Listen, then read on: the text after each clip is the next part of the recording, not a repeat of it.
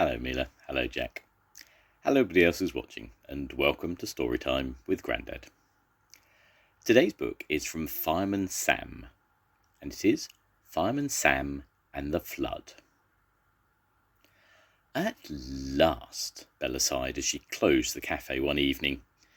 Rosa, you stay here while I run my bath.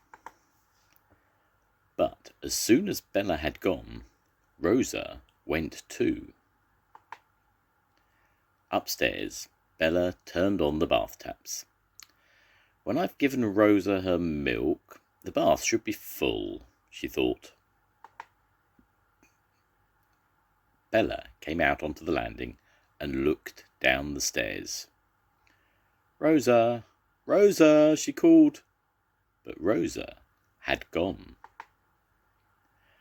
Rosa, Bella shouted, going out into the garden, but there was no sign of the cat.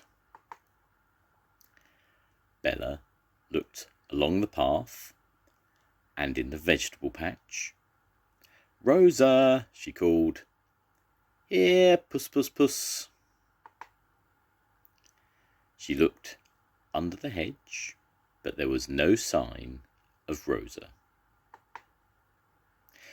Then Bella saw Trevor Evans on his way home in his bus.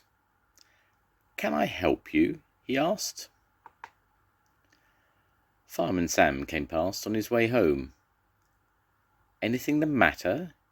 He called. Soon, everyone in Pontypandy was out looking for Rosa, but there was no sign of her. Let's stop for a rest, said Bella. Who'd like a hot drink and some biscuits? Everyone went into the cafe with Bella. The first thing Bella saw when she turned around was Rosa. The next thing she saw was water dripping through the ceiling. Call the fire brigade, shouted Fireman Elvis Cridlington. Oh, we're here already. It was quite dark in the cafe.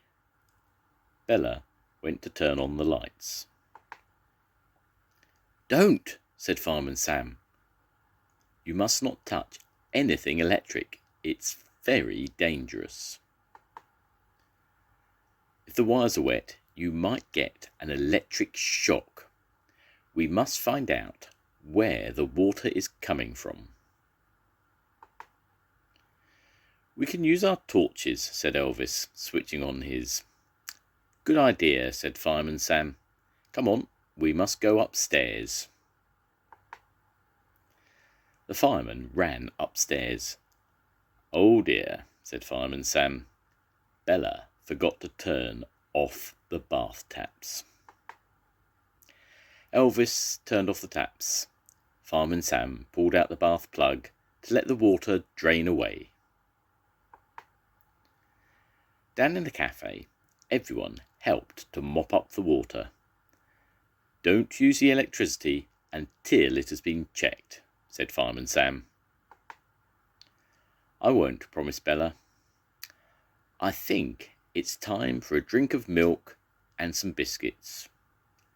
Don't you, Rosa? Rosa just purred.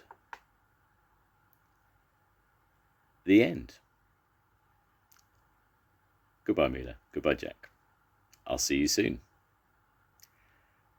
Goodbye, everybody.